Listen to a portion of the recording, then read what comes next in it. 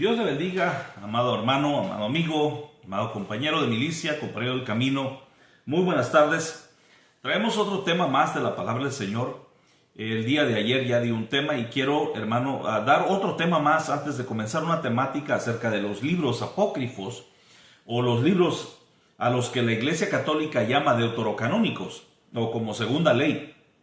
Entonces,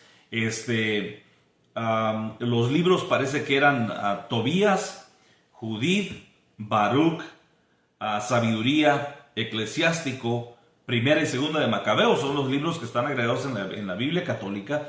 Y queremos ver por qué no fueron incluidos, hermano. ¿Por qué no fueron incluidos? ¿Por qué no están incluidos en el canon, en el primer canon de la Escritura? ¿Por qué ellos dicen Lutero le quitó libros a la Biblia? Pues vamos a mirar por qué motivo. La respuesta está en cada uno de los libros. Ahí está la respuesta. Por el motivo por el cual no fueron incluidos, está ahí mismo. Ahí mismo se puede dar uno cuenta que no son libros inspirados por el Espíritu Santo. Y entonces los vamos a ver uno a uno. Pero el día de hoy, hermano, traigo un tema que se llama las invenciones del catolicismo o las invenciones de la Iglesia Católico-Romana. Y esto es, hermanos, sin tratar de ofender a nadie, porque lo que queremos hacer es que conozcas la verdad. Y si estas predicaciones, estas cosas que puedes encontrar en la Escritura, en YouTube, en Facebook, en las plataformas que tenemos, hermano, de comunicación, si no te hacen despertar, pues nada te hará despertar del error. Y lo que puede hacer es que te hundas más, ¿no? Te adentres más en el engaño, en el error.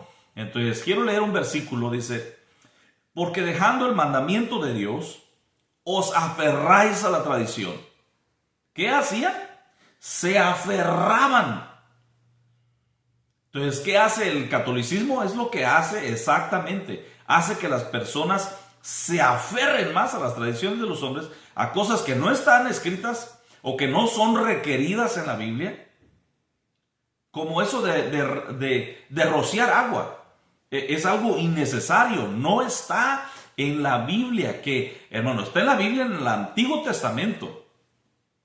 En el Antiguo Testamento los sacerdotes levitas sí rociaban al pueblo del Señor con agua, es cierto. Pero en el Nuevo Testamento ya no es requerido. No miramos a ninguno de los apóstoles, no miramos al Señor Jesucristo, a ninguno de sus discípulos agarrando agua y rociando a la gente con agua. Entonces es un agregado, es algo que se ha venido desarrollando, que se desarrolló, que se inventó, que fue tomado del gnosticismo, que fue tomado del ocultismo, hermano, lo trajeron como si fuera doctrina bíblica, como si fuera mandamiento que tuviéramos en la Escritura, cuando no es un mandamiento que esté en la Escritura. Entonces dice estos hombres, dice: porque dejando el mandamiento de Dios, os aferráis a la tradición. Os aferráis a la tradición. Y qué duro es cuando una persona se aferra a la tradición. Dice, no oigo, soy de palo, tengo orejas de pescado. Dice, no voy a escuchar, no voy a oír. Y aunque me digas y aunque me hables, yo de todas maneras nací católico, me voy a morir católico. Dice. Así. ¿Qué es lo que hacían estos hombres? Dice, os aferráis a la tradición de los hombres. Los lavamientos de jarros y de los vasos de beber. Y hacéis muchas otras cosas semejantes. Entonces no era nada más que tenían de eso de lavamiento de las manos, el rociamiento de las aguas, de la tradición. No, dice muchas cosas, dice, otras cosas semejantes. Les decía también, bien invalidás el mandamiento de Dios por guardar vuestra tradición, de que año con año, de que el 12 de diciembre, que el 2 de febrero, que el 6 de enero. Entonces dice, año con ellos, por guardar vuestra tradición. ¿Qué hacían? Ellos invalidaban, dice, el mandamiento del Señor. Invalidaban el mandamiento.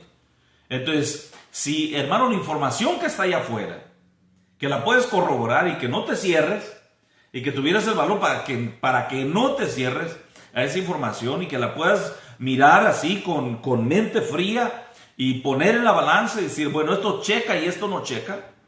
Si esa información, hermano, o la verdad de la Biblia no te hace recapacitar, nada te hará recapacitar. Y también tú harás lo mismo que hacían estos hombres que se aferraban a la tradición. Ellos se aferraban a la tradición de los hombres. Entonces aquí, hermano, están las mayores tradiciones de la Iglesia Católica Romana que con los años se fueron agregando y fueron inventadas, se fueron agregando, hermano, y que los fieles las siguen ciegamente. Algunos con conocimiento. Dice, es que están en la Biblia. Como eso que le digo, del rociamiento de las aguas a los feligreses. Bueno, el sacerdote levita del Antiguo Testamento, lo cual ya se acabaron esos sacerdotes, porque ya no hay sacerdocio levítico. Entonces, ellos sí tomaban agua y rociaban al pueblo con agua, pero que ya no es requerido en el Nuevo Testamento. Entonces, se van agregando una y otra, hermano.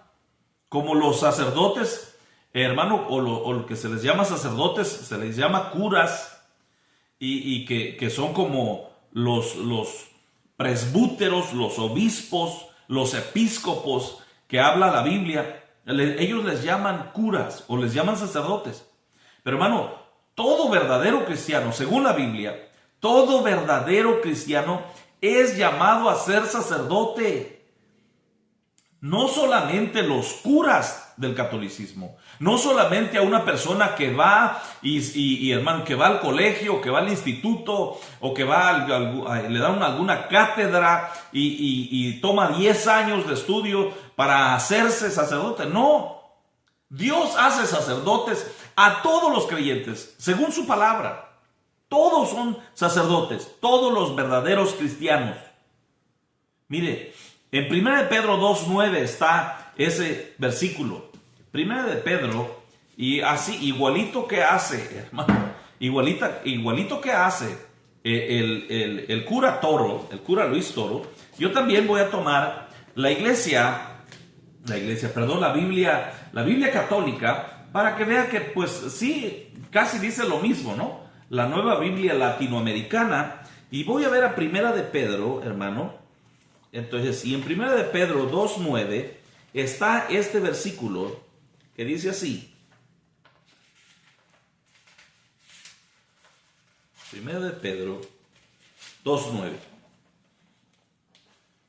Ustedes, al contrario, son una raza elegida, un reino de sacerdotes, una nación consagrada, un pueblo de Dios, o un pueblo que Dios eligió para que fuera suyo y proclamara sus maravillas. Pero dice, ustedes son, hablándole a todos los cristianos, hablándole a todos los creyentes. Ustedes son, dice, una raza elegida, un reino de sacerdotes.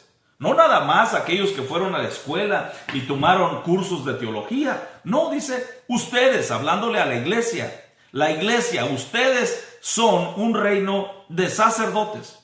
Entonces todos, hermano, todo creyente en su hogar puede ser y puede ejercer como sacerdote de su hogar. Porque así lo dice la Biblia, que todos. Ahí le estaba hablando el apóstol Pedro, el que ustedes dicen que es un papa y que fue el primer papa. Él está diciendo, dice, ustedes son un reino de sacerdotes, un reino santo, un reino elegido por Dios para proclamar las virtudes de aquel, dice, que nos llamó de las tinieblas a su luz admirable. Entonces, es el primero. Entonces, la señal de la cruz o de persinarse, ¿es requerido en la Biblia? No es requerido en la Biblia. En ningún lado, hermano, no es requerido. No dijeron, que algún apóstol haya dicho, hermano, se tiene que hacer la señal de la cruz en el cuerpo. No es requerido, no hay ningún requerimiento en la Escritura para este acto. Y que fue, hermano, tomada, agregada allá por el año 300, hermano. Y los primeros padres de la iglesia, como Tertuliano, del 155 al año 220, y Basilio el Grande, 330 al 379, reconocieron esta práctica. Pero que estos hombres que se les llama padres apostólicos, hayan hecho esta práctica, bueno, la tomaron de algún lado, ¿verdad? Pero no la tomaron de la Escritura. No la tomaron de la Escritura. Entonces, otro invento, misa. Y aún la palabra misa, que encontráramos algo, misa, no sirve de nada sin arrepentimiento, no sirve de nada. Misa como rito diario, como rito cada fin de semana, y que fue un invento, hermano, del siglo IV hacia adelante. Mire, creo que dice, hermano, no sé si está aquí. No lo tengo, parece, lo voy a tener esa información la voy a tener en la Eucaristía. El comienzo de la exaltación de María, número 4. Comienzo de exaltación de María. El término Madre de Dios o Theotokos, y fue aplicado a ella por primera vez en el Concilio de Éfeso. Dios no tiene mamá, Dios es Dios, con o sin María. Él sigue siendo Él sigue siendo Dios. Ella no es madre de todos, en dado caso sería Eva la madre de todos y no María. Y fue hecho en el año 431 cuando se hizo este sínodo, cuando se hizo esta reunión, este concilio, el concilio de Éfeso, donde se le aplicó este título, este término a María, Madre de Dios. Pero el término Theotokos es un término cristocéntrico, o es para Cristo ese término, para reafirmar la deidad, hermanos, del Hijo, para confirmar y para declarar que Él era verdaderamente Dios y verdaderamente hombre. Entonces, para mí, hermano, ese término de Theotokos ha traído más problemas que soluciones. ¿Por qué? Porque ahora, hermano, pues a la Virgen María tenemos el problema de la grandeza, hermano, que la hace engendradora de Dios, la hace creadora de Dios. Ese término de Theotokos.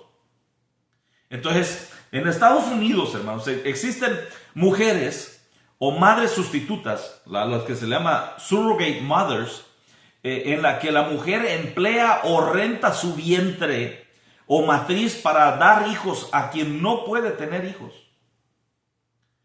Bueno, si en el concilio de Éfeso se hubiere aclarado esto, hermano, no tendríamos este problema. Que se hubiesen aclarado los términos, pero no sucedió así. Que se hubiera dicho paridora del Señor, que era solamente paridora como aquella que lleva en su vientre.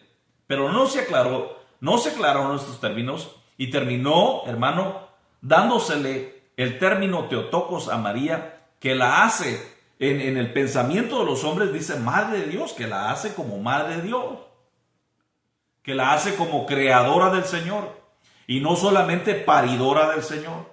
Bueno, entonces continuamos. Las vestiduras especiales para los sacerdotes. Hermano, que fue del año 500 para adelante. Negro, rojo y blanco o verde, con sombrero. La mitra, que la mitra, hermano, tiene exactamente la cabeza de pescado. La forma de cabeza de pescado, como una M. Sí, es la forma que tiene el sombrero de los obispos, hermano, que es el dios Dagón. No es nada más que eso, representa al dios Dagón. Usted vaya, infórmese acerca del dios Dagón, usted mire al dios Dagón y va a mirar que, hermano, que el sombrero del obispo es la boca del pescado. Ok, otra, la extrema unción, el ungir con aceite a los moribundos, hermanos, sin importar el tipo de vida que hayan llevado. Y vengan a darle los santos óleos porque ya se está muriendo, ya se va a petatear. Y fue, hermano, otra vez agregado, hermano, al rito latino, al rito católico romano, en el año 526. La doctrina del purgatorio, iniciada, dice, por Gregorio I en el año 593.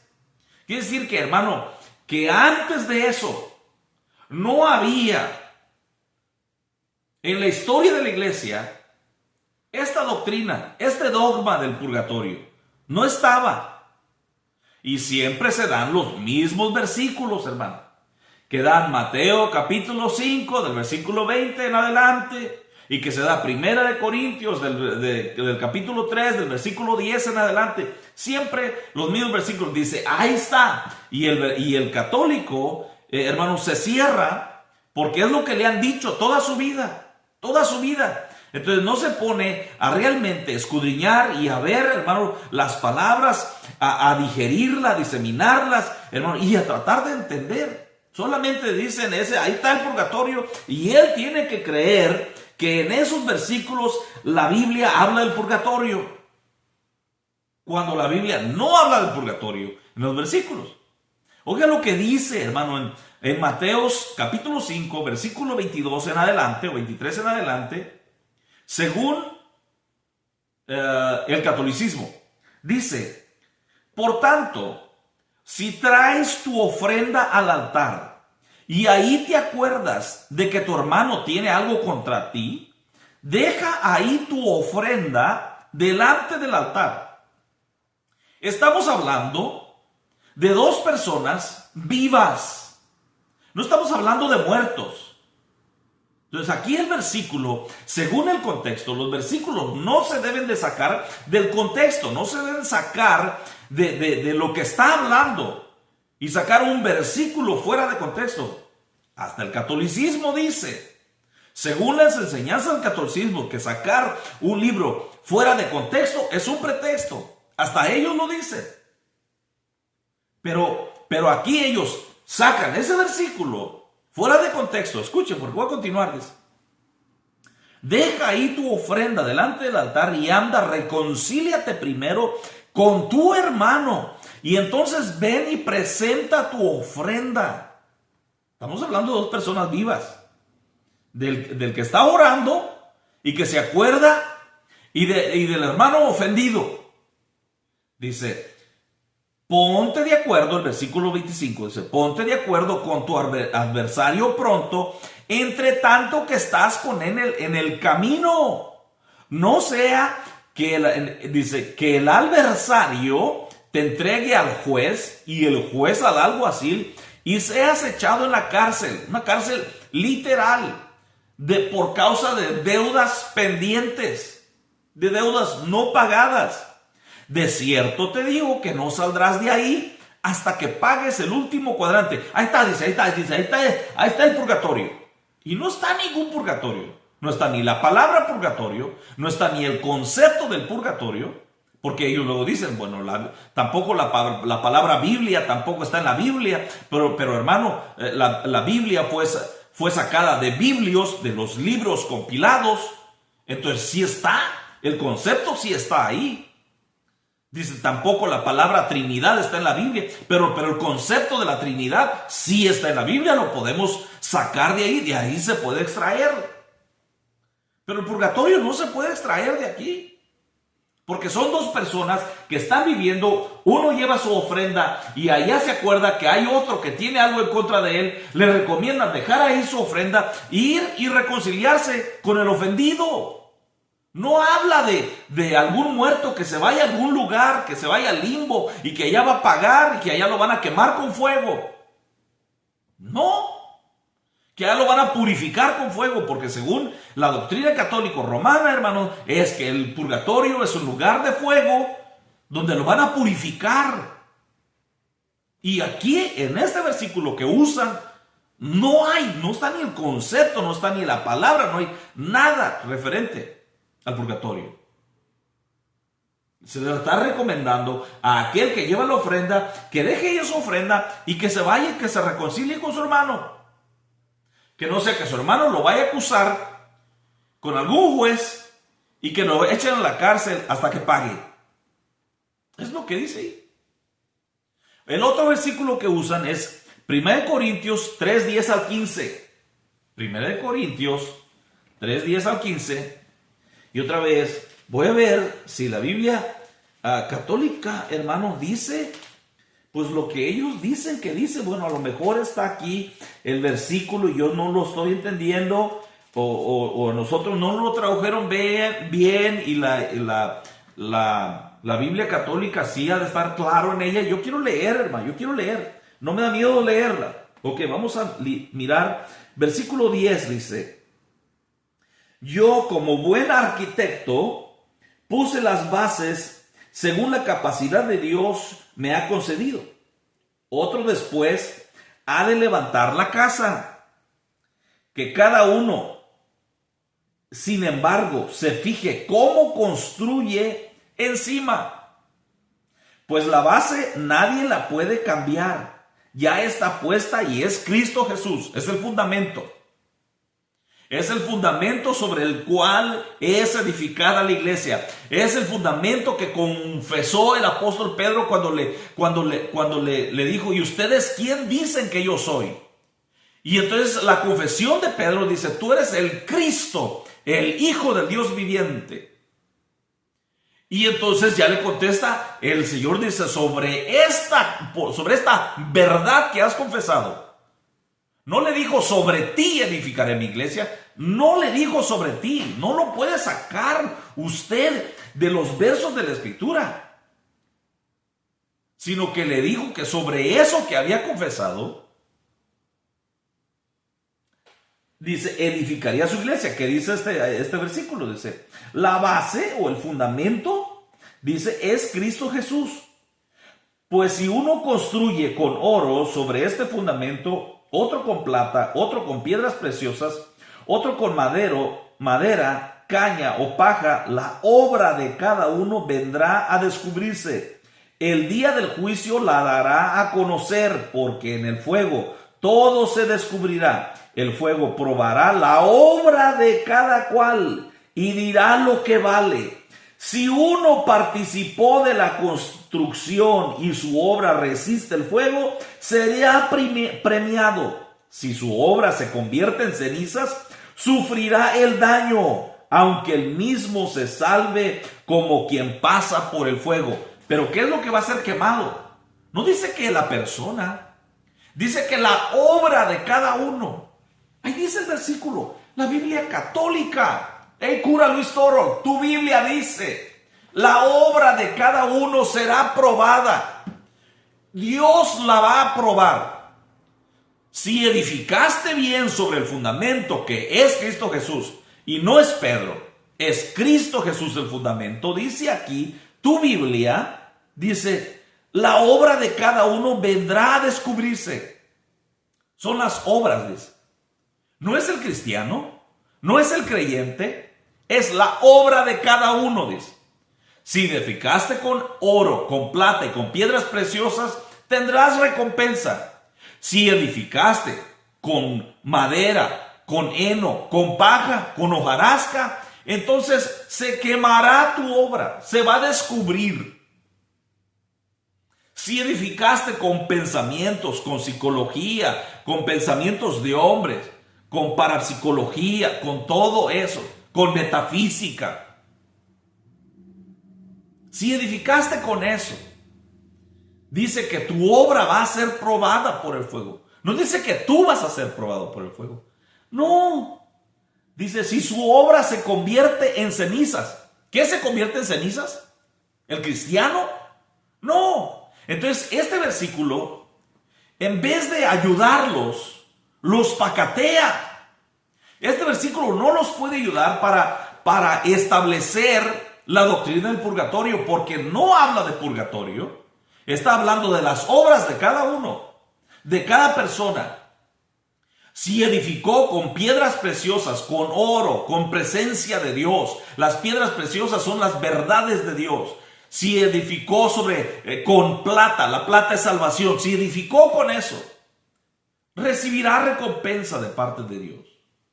Pero si edificó con madera, con heno, con hojarasca, la obra, dice, la va a descubrir Dios. Pero no habla de purgatorio.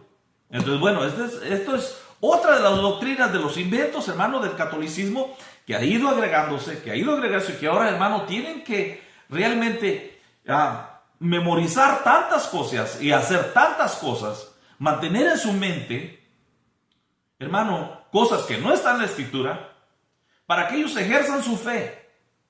Entonces la lengua latina como lengua de adoración que se hizo, hermano, que en el segundo concilio, hermano, del Vaticano, creo que el Vaticano II, hermano, de que se ha cambiado, se eliminó eso, el culto en latín. Entonces, ¿y cómo, hermano, cumplir con el mandamiento de ir a todas las naciones? Si el culto era en latín, ¿cómo predicar el evangelio que una persona lo comprenda para que sea salva si se está predicando en latín? El rito latino no sirve, y por eso su mismo obispo, el Papa, al que ellos le llaman el Papa, hermano, lo ha eliminado. Ha eliminado el culto en latín. Al culto en latín que muchos dicen que quieren volver a ese culto en latín. Oraciones ofrecidas a María, a los santos y a los muertos y a los ángeles, que no hay nada. Bueno, hermano, sacan la historia de Lucas, parece que está la parábola del hombre rico y de Lázaro, y de ahí sacan que sí, que le podemos rezar o que le podemos hablar a los muertos. Hermano, no está en la Escritura. Bueno, no sé de qué manera lo entienden, no sé de qué manera el diablo logra torcerles el pensamiento y los hace ver eso ahí. Pero no está ahí. Dice que estando en el infierno, el hombre rico abrió los ojos y desde allá miró, dice, al padre Abraham y le dijo: Padre Abraham. Dice, le pide, dice, que moje su dedo en agua porque está atormentado en esas llamas. Entonces, hay un intercambio de palabras, no se puede cruzar de aquí para allá a causa de un abismo que está en medio, y dice que no se puede pasar ni de un lado para otro, ni de aquel lado para acá, ni de este lado para allá. Entonces, el hombre está en tormentos, dice que ahí se acordó de sus hermanos y le dijo que mandara a Lázaro. Manda a Lázaro. Que vaya, manda a alguien que les avise para que no vengan a este lugar de tormento. Entonces, ellos miran ahí que se puede hablar con los muertos cuando la Biblia, hermano, específicamente dice que no tengamos ninguna, hermano, comunicación con los muertos. Lo dice Deuteronomios capítulo 18 del versículo 8 en adelante, que no se debe tener comunión y que no se debe consultar a los muertos. Pero aquí dice, el catolicismo dice que sí, y que los muertos pueden interceder. Bueno, porque ellos le dicen porque pues Dios no es Dios de muertos. Su respuesta: Dios no es Dios de muertos, sino Dios de vivos. Bueno, cuando nosotros hablamos de muerte, que queremos decir que están dormidos, igual que Pablo murió, o sea, durmió. Pero ni Pablo tampoco puede oír las oraciones. Pedro murió, es cierto, es Dios de vivos, ellos están vivos en el Señor, por supuesto. Pero no es para escuchar las oraciones. Y luego citan Apocalipsis capítulo 5 versículo 8, donde están aquellos 24 ancianos que tienen arpas en sus manos y que tienen también unas copas llenas de incienso, que son las oraciones de los santos. Dice, ahí están esos representantes de la tierra. No quiere decir eso. Quiere decir que son las representantes de la humanidad. Sí, es cierto, en eso estamos de acuerdo. Pero como representantes de la humanidad, tienen arpas y tienen copas de incienso, que son las oraciones, el arpa tipifica la alabanza, y que tiene el incienso quiere decir oración. En eso nos representan. Es lo que hace la humanidad, que adora, que canta, que alaba al Señor y que ora. Es lo que quiere decir Apocalipsis capítulo 5, versículo 8 en adelante. Pero el catolicismo dice, no, ahí está, que les podemos, ahí está, dice, bueno, pero ellos no estaban rezando. Ellos cuando están ahí, cuando menciona que tienen copas llenas de incienso, que son las oraciones de los santos, no está en ninguna manera que ellos se voltearon y que estaban rogándole a Dios por esas oraciones. No está. Es sacar de contexto ese versículo y darle un sentido que no tiene la Escritura. Y a eso se le llama eisegesis, no se le llama exégesis. Eso no es la manera correcta de interpretar la Escritura. Bueno, continuamos. Entonces, oraciones ofrecidas a María, a los santos, a los muertos y a los ángeles. Cuando la Biblia habla en Colosenses de que los hombres, a causa de la mente hinchada, que tienen un culto que dan a los ángeles y que no se debe de hacer. Es lo que dice la Escritura. Es lo que dice la Escritura. Que no se debe de hacer. Y que los que lo hacen es por una mente inflada, dice. Y esa mente inflada no habla algo bueno. La mente hinchada por la vanidad no es algo bueno. Que solamente ese tipo de personas tienen interacción con los ángeles o dan culto a los ángeles. Dios santo. Primer hombre proclamado papa, Bonifacio III, el año 380. Hay discusiones diferentes, hermano, aportaciones aún de católicos diferentes en cuanto a esto, pero oiga, dice, los más notables de los títulos son papa, sumus pontificex, Pontificex Maximus o Servus Servorum Dei. El título de papa fue, como se ha dicho, en un tiempo empleado con mucha más latitud, amplitud, dice. En Oriente siempre se ha utilizado. ¿De dónde saco esta información? Primeramente porque pueden decir, no, pues dame los datos, ¿de dónde estás sacando esa información? De la Enciclopedia Católica lo estoy sacando. Entonces dice, el título de papa fue, como se ha dicho, en un tiempo empleado con mucha más latitud. En Oriente siempre se ha utilizado para designar a los sacerdotes sencillos. En la Iglesia Occidental, sin embargo, parece que desde el principio se restringió a los obispos. Tertuliano sobre la modestia, número 13, al parecer fue en el siglo IV, de los años 380 en adelante, siglo IV, dice, cuando comenzó a convertirse en un título distintivo del romano pontífice. Eso de máximo pontífice, hermano, es una blasfemia, es un nombre que le debe de pertenecer solamente a Cristo y no a ningún hombre. Pontífice habla del puente máximo. Y el puente máximo entre los hombres y Dios no es un hombre, no es un cura, no es un obispo, no es un sacerdote, no es un apóstol, no es un profeta, no es un pastor, no es un evangelista, no es ninguna monja, no es ningún arzobispo, no es ningún monseñor, no es nadie de eso. El único puente máximo es Jesucristo y no un hombre. Al cual también el catolicismo se le llama vicarios de Cristo.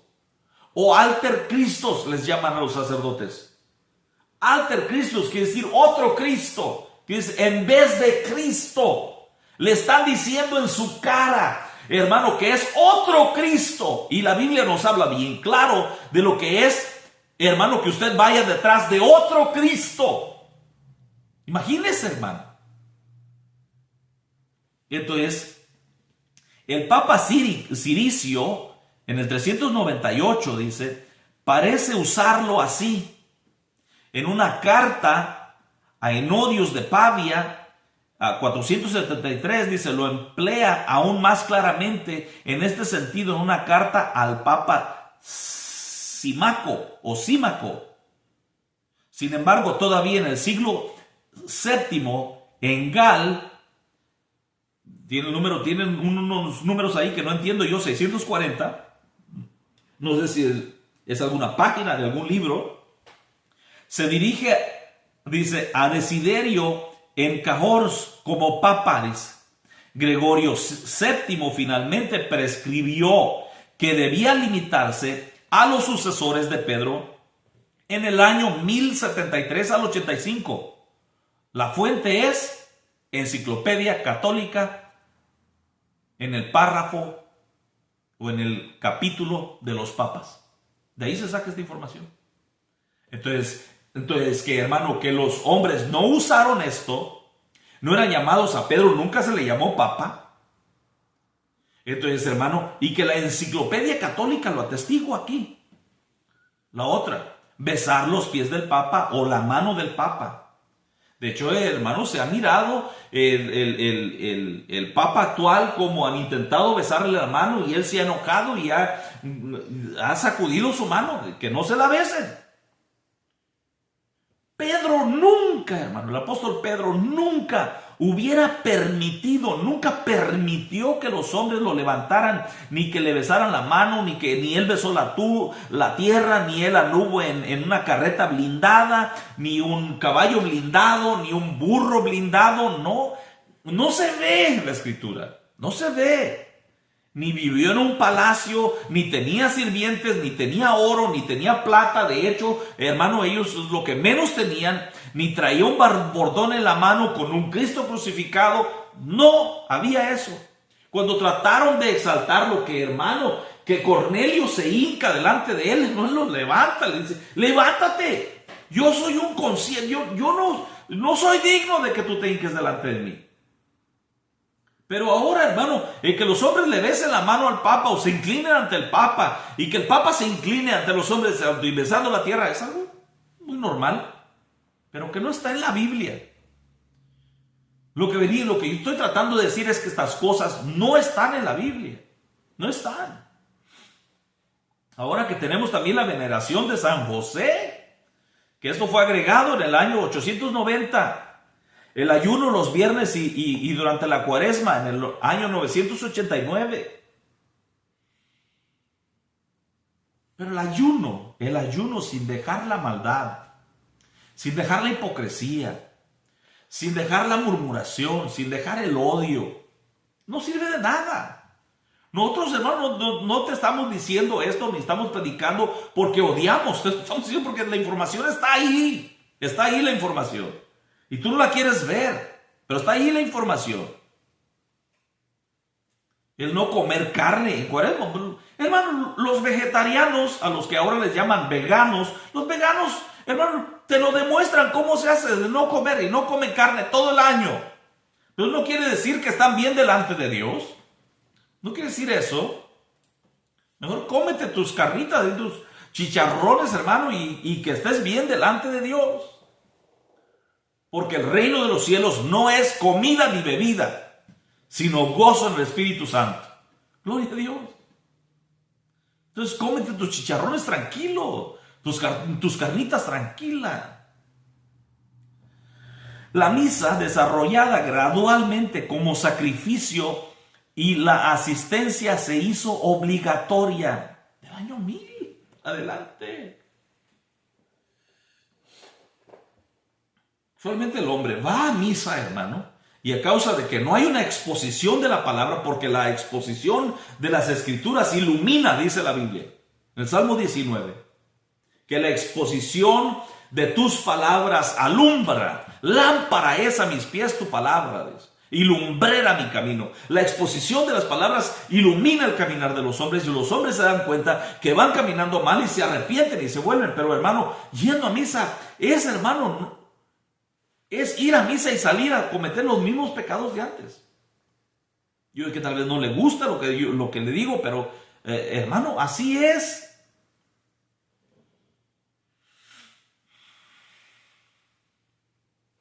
Entonces, hermano, no es culpa del creyente católico en lo que va a la iglesia los domingos, no es culpa de ellos. Es culpa, hermano, de los que sí, supuestamente deben exponer las escrituras y conocen las escrituras y que deben de tener, hermano, esto muy en cuenta. Porque estas palabras son las que van a juzgar a los hombres. ¿No es lo que dice el cura? No, al cura le van a tomar en cuenta las palabras que dijo.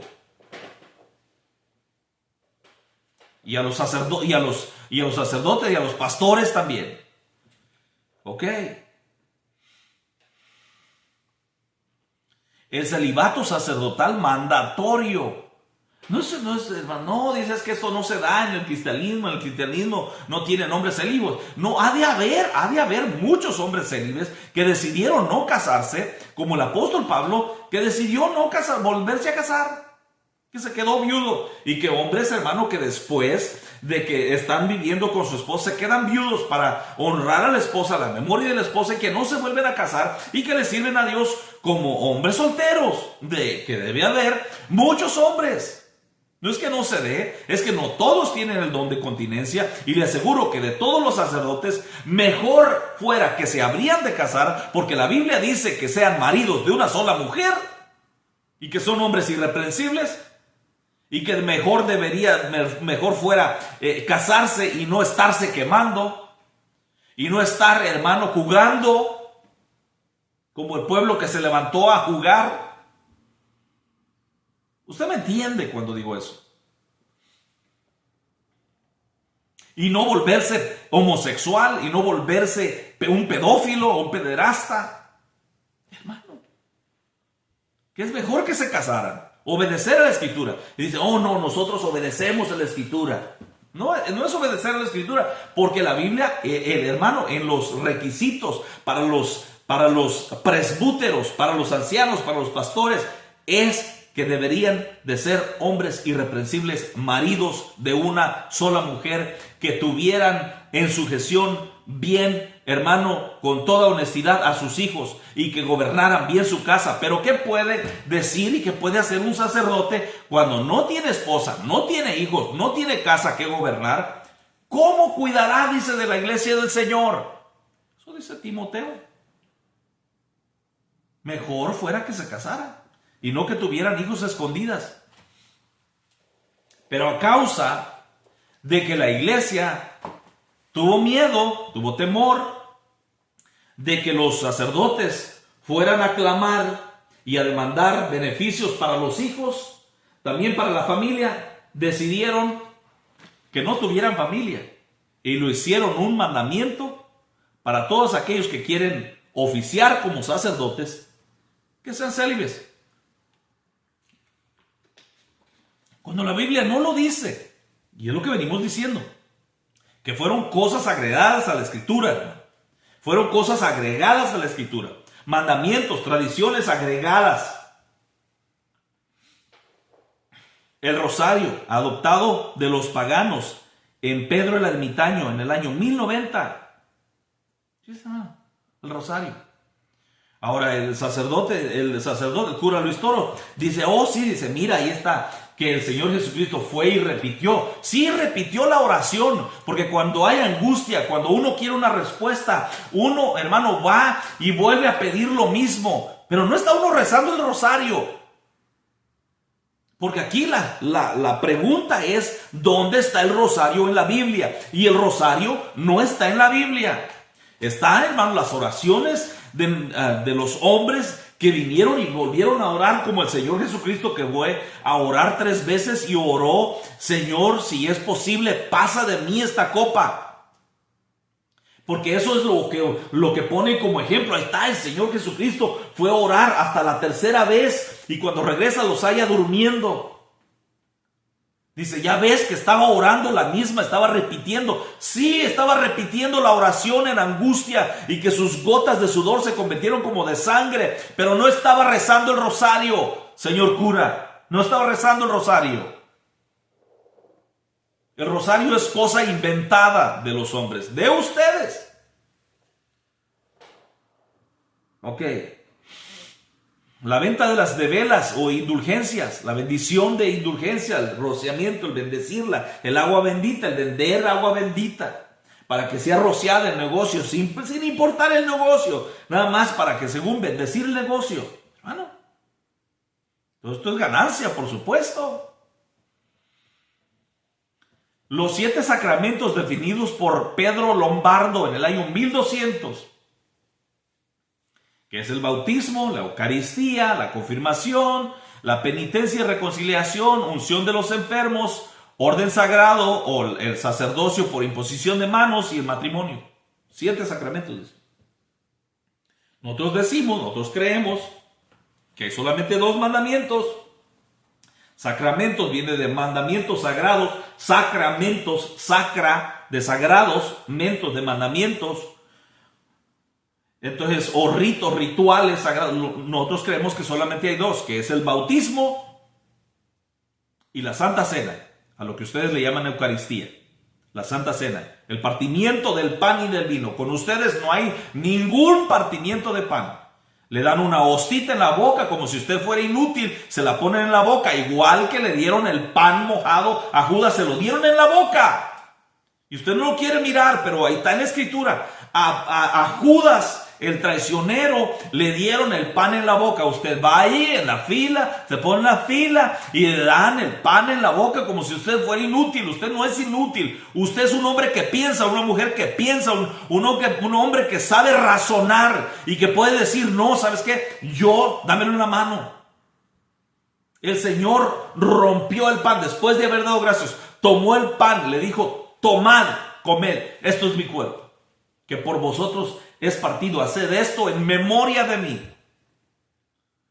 Y que después, dice, de haber cenado, tomó también la copa y le dijo, esta copa es el nuevo pacto en mi sangre. Y lo mismo, volví a decir, tomadlo, tomad de ella todos. Y haced esto en memoria de mí, es tomar el pan y la copa. Bueno, al católico ya no le dan la copa, ni le mojan el pan también, porque el pensamiento de ellos es que el pan es el cuerpo completo del Señor Jesucristo, pero allí lo partieron. Siquiera lo había de quebrar, ¿no? Había de hacerlo pedazos, fue partido en pedazos, fue molido por mis pecados y así se lo había de comer, pero ni eso puede hacer. Porque tienen miedo que una migaja o una morona se les caiga al suelo, y se les cae al suelo. Entonces los monaguillos tienen que venir, el sacerdote, y cuidar eso allí y llevar ese pedazo quebrado a un lugar. Hermano, pensamientos de hombres. Que ya lo besó el diablo, que ya lo chupó. Eso es tradiciones de los hombres, eso son supersticiones humanas. No llaméis maldito o no llaméis inmundo a algo que el Señor ha bendecido, y el Señor es bendito por los siglos. Aleluya, es bendito por los siglos, y no lo puedes llamar inmundo aunque se caiga al suelo. Imagínate que tú le estás llamando inmundo según a una morona que se cae y que por eso ya no lo parten y te dan la hostia en representación del Dios Sol. Imagínate. Pero está. Y se aferra a la tradición, dice. Y a causa del aferro a la tradición, invalidan los mandamientos del Señor. Invalidan las palabras del Señor. Entonces, hermano, ahí está. Los sacramentos, dice, fueron definidos por Pedro Lombardo en el año 1200. La transustanciación, la creencia que el pan se vuelve en el mismo cuerpo de Jesús, que el vino se convierte en sangre literal. ¿Y cuál es una mentira? Porque dice, hermano, allá cuando está participando, dice, ya no volveré a tomar del fruto de la vid. Era el fruto de la vid, no estaba bebiendo su propia sangre. Dice, ya no volveré a tomar del fruto de la vid.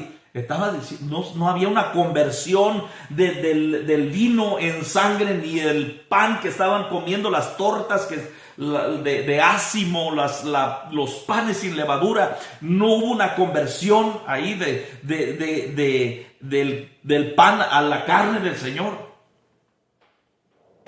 Que haya una presencia literal, espiritualmente. Nosotros también lo creemos. Nosotros creemos, hermano, en el partimiento del pan y del vino, la mesa del Señor, la comunión del Señor, que no le llamamos Eucaristía. Eucaristía pues fue otra palabra griega que agregaron y que la cristianizaron o la hicieron latina o la transliteraron al español y ahora se le llama Eucaristía, pero eso es la mesa del Señor. Y en la Biblia lo habla hermano, como mesa del Señor, que los que participan de la mesa del Señor no pueden participar de la mesa de los demonios. Porque el Señor no tiene nada que ver con Belial. Y que el cristiano no tiene que ver nada con las tinieblas, ni con los incrédulos. Hay una separación.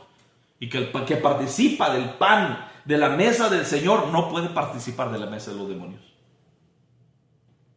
Pero en el nombre de Eucaristía no tenemos ningún problema. El problema está en que dice que literalmente se convierte en carne y en sangre por un hocus pocus que dice el sacerdote. No hay nada, hermano, nada en la Escritura. Confesión auricular de los pecados al sacerdote en vez de a Dios, implantada por Inocencio III. O sea, la voz en voz audible, que el sacerdote se mete un cuartito y allá detrás del cuartito usted va y usted confiesa sus pecados delante de un hombre y dice: muéstreme un solo protestante que me muestre la Biblia. Dice que los sacerdotes no pueden hacerlo. Bueno, le damos muchos versículos. Hay muchos versículos donde los hombres oraron a Dios sin que un sacerdote estuviera presente, como Elías debajo del enebro, como Jonás en aquella planta que el Señor hizo crecer, una enredadera que hizo crecer para cubrirse de las llagas, o él mismo, Jonás orando dentro del gran pez, Moisés orando en la montaña, hombres orando en sus camas. Donde sea, puede orar el hombre sin que esté un sacerdote presente. Entonces los ejemplos están ahí en la Biblia. Usted puede retar al pueblo cristiano, al pueblo protestante, pero el pueblo protestante que lee la Escritura le va a contestar: señor cura, y le va a decir: ahí están los ejemplos en la Escritura. Que usted no los quiera, que usted no le gusten esos versículos, ahí es cuento de usted, es cuento de usted. Pero sí hay. Entonces, la confesión auricular, hermano, a un sacerdote, otro invento del catolicismo. El año 1215, el uso del cáliz, prohibido a los filigreses durante la comunión por el Concilio de Constanza, el año 1414. El purgatorio, proclamado como dogma de fe por el Concilio de Florencia, que si usted no cree en el purgatorio, usted no puede ser católico. Y que hay una anatema ahí para usted si usted no cree en el purgatorio. Por eso le agregan a la Escritura algo que no está, algo que no es requerido para el creyente, para que crea, para que se edifique, para que crezca en su fe, para que se desarrolle. No está en la Escritura. Pero ellos lo han hecho un dogma de fe, el purgatorio. La tradición y la Biblia son declaradas de igual autoridad por el Concilio de Trento, 1545. No hay otra autoridad más que esta. Infalible. No hay otra autoridad. Esto es infalible. Los concilios son infalibles. Los hombres son falibles. Los concilios son falibles. Los hombres son falibles. No importa si es apóstol, no importa si... hermano, si es pastor, no importa. Los hombres fallamos todos. Esto es lo que no falla. Y estas son las palabras que el Señor dice: se abrirá el libro de la vida, se abrirá este libro y los hombres serán juzgados por esto que está escrito aquí. ¿Ya? Los libros apócrifos que vamos a dar ese tema, hermano, vamos a dar 6 temas. ¿Por qué Tobías no puede estar? ¿Por qué Tobías? ¿Por qué Baruch no puede estar? ¿Por qué Judith, hermano, no puede estar? Y no debe de estar en la Biblia. Porque Judith es otra historia agregada a la Escritura que no tiene nada que ver con nombres y títulos y todo, según de un ejército que era del ejército de Babilonia, y hermano, y que no está en ninguna otra parte de la Escritura. ¿Ok? La Inmaculada Concepción de María, promulgada por Pío IX en el 1854. El Concilio Vaticano asegura la infalibilidad del Papa en materias de fe y moralidad. Esto fue inventado en el año 1870. La Asunción de María, proclamada por Pío XIII o por Pío XII en 1950.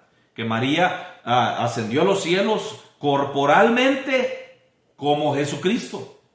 Los títulos a María, que también esos, hermanos, que se pueden dar en otro tema, que no vamos a dar. Pero hermano, y que son más que esas. Yo solamente he enumerado o he mencionado de las más importantes, que según tienen ellos, hermano, como dogmas, como creencias, para vivir su fe católica, y que son creencias que no están en la Escritura.